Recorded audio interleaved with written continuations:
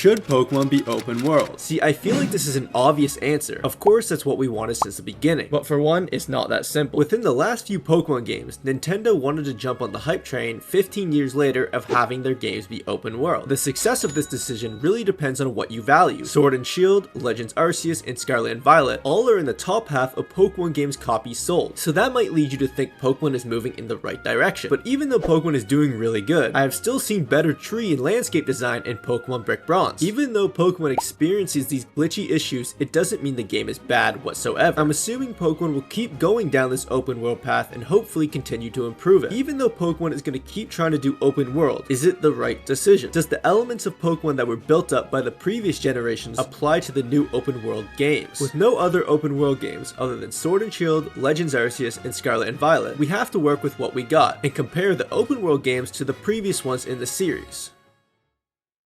To start this whole thing off, we have to go back to February 26, 1996 in Japan, where the first Pokemon games came out, being Pokemon Red and Green. The way these games operated were very much different to how the game operates now, because that was damn near 3 decades ago when Golbat looked like this. But overall, the structure of the game was to explore the region in a somewhat linear line, but at times it let you explore in your own way. This could be by taking on Koga before Sabrina, or exploring the Pokemon Tower right away instead of waiting till you got the Silscope. Point being, it was linear, but still allowed for players to explore without feeling like they were being handheld. This is also due to there being places to explore like the Power Plant, Pokemon Mansion, and even some of the caves you went through in the game. But by absolutely no means am I saying this is the pinnacle. Each and every game after that developed and defined what Pokemon means to us. I would say not as objectively, but if you asked most people when was Pokemon at its peak, a lot of people would say the DS era of Pokemon is when it was most enjoyable. And if you disagree with me, argue with IGN and not me, bro. With that being said, let's take a look at what these games did well. In my opinion, what Pokemon was made up of during this time, other than just simply being catching, battling, and fighting the evil teams. There was eyeline trainer battles, exploring different towns, some music, tall grass encounters, and diverse route exploration. Let's talk specifically about the route exploration for a sec. Expanding on the foundation of what the first Pokemon games did, these games made the route and places to explore much more diverse when exploring throughout a region. In Platinum, there was the Old Chateau, Lost Tower, Wayward Cave, Celestian Ruins, Snow Point Temple, the Ironworks, and Turnback Cave. And for the Unova region, we have the Abyssal Ruins, Mistralton Cave, Lost Lawn Forest, Giant Chasm, and the Strange House. I mean, I could go on, but you get the point. There was a lot of places to explore that were not required to go to. Moving to eyeline trainer battles. At times, these were annoying, especially when you're just trying to get to the next city and youngster Joey wants to flex his level 4 Rattata. But overall, I believe they were a good thing for the game. It makes you battle, and in Pokemon, that is one of the most important aspects of the game, and did it in a fluid way. Exploring new towns was also expanded on, especially if you compare Black and White to the earlier games. For example, just looking at Castelia City versus Saffron City. Pokemon made cities way more diverse, no hate, but I would rather explore Unova than Kanto. The music throughout these games, in my opinion, is some of the best in the series. The music being good is very important, as with every new Pokemon game, some people's favorite part is to listen to the new music. The music in the 2D era of Pokemon matched the theme of whatever the setting was giving off, some being the Distortion World, End's Castle, and the Pokemon League, and so on. Lastly, there is long grass encounters. For the most part, this has stayed the same way throughout the whole series, but obviously is a major part of the game due to it being the way we encounter Pokemon. Now that we have an assessment of what made the 2D era of Pokemon so good, let's see what Scarlet and Violet check off on the list. Oh.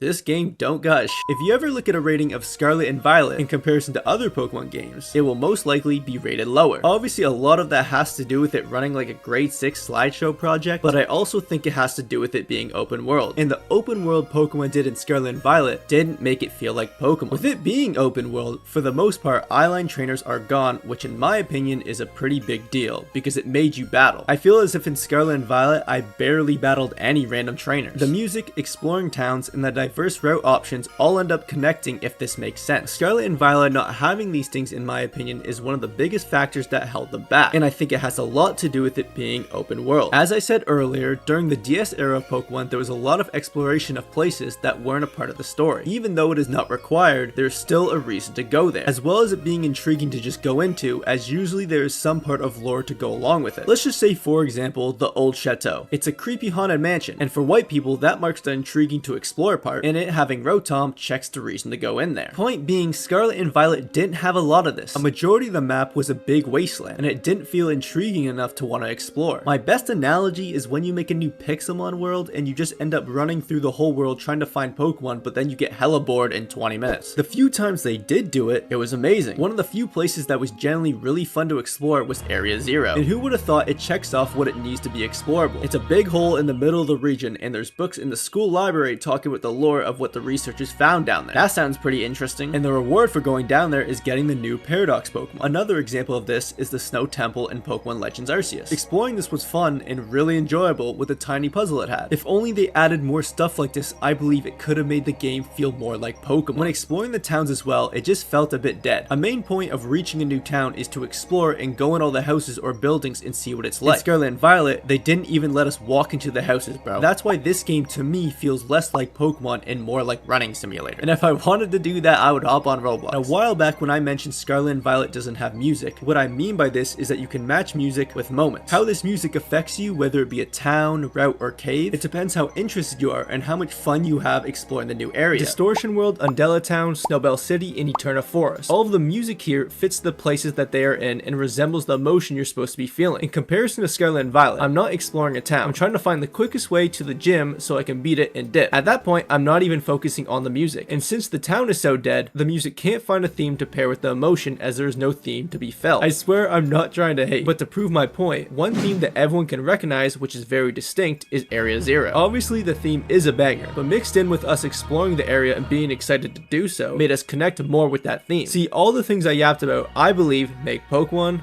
well, Pokemon. So for the most part, they are needed to make the game good, but just because the game differs away from it being like traditional Pokemon, does that make it bad? With Scarlet and Violet, there is some differences in how they operate in comparison to the norm, but I believe that still could be a good thing. Pokemon roaming in the overworld instead of being encountered in the tall grass is something we would have never have gotten in 2D Pokemon. Pokemon following you in the training simulator was a great idea and could only really be done in open world. I swear I'm not here just to be an old head and dog on Scarlet and Violet. It's just when you put them on a scale of how good they could be, that's when a lot of the criticism comes out. This is the biggest franchise in the world, homie. Someone please tell me why this is a real scene in the game. I personally believe that the open world structure has more potential to be great than the 2D games do. But if Pokemon keeps releasing half-baked games, then I do think 2D might be the better option. So now this leads us to another question. What needs to change about how the open world operates? I'm okay with Pokemon switching things up and trying things a different way, but I do believe we need to make it feel more like Pokemon. We need to add places to explore that are actually interesting, actual good forests and caves, give them a reason to enter, and even put some puzzles in. This could be some kind of item or TM at the end, or even a Pokemon at the end that has some IVs maxed out. In my opinion, they should make some of these biomes enterable and exable. They could literally just add anything to make it more diverse. Let there be some ruins in relation to the new legendary Pokemon, or an abandoned research lab at the top of a hill. There's legitimately endless things they can do when trying to make the open world more diverse. We also need to make towns actually have meaning. Let us go into different houses and apartments. They need the NPCs to actually give us things and make them interactive. Give towns random things. It could be a library or even an art gallery. Places to make each town have their own feel to it. I also believe some parts of the world should be tightened to make you face trainers. What I mean by this is, let's just say there's a town with the last gym at the top of the map. I believe they should make you go through some sort of route by narrowing the part of the map and making this area an enterable area. For this example, let's just say it was a forest. You could still make it unique by having 3 said ways to get through the forest, all leading to the new town. So that way it's still big enough to feel like open world, but in these different paths you would run into trainers you would have to battle. You could do the same thing with a cave or any kind of route to get to the next town. The open world concept for Pokemon is still relatively new, and I really hope they can improve on it and make it better each time they do it. I really appreciate you making it this far, as it's my first video, so I hope you enjoyed it. Let me know what you would change about the open world games to make them better. Have a great day, and I'll see y'all whenever I see y'all.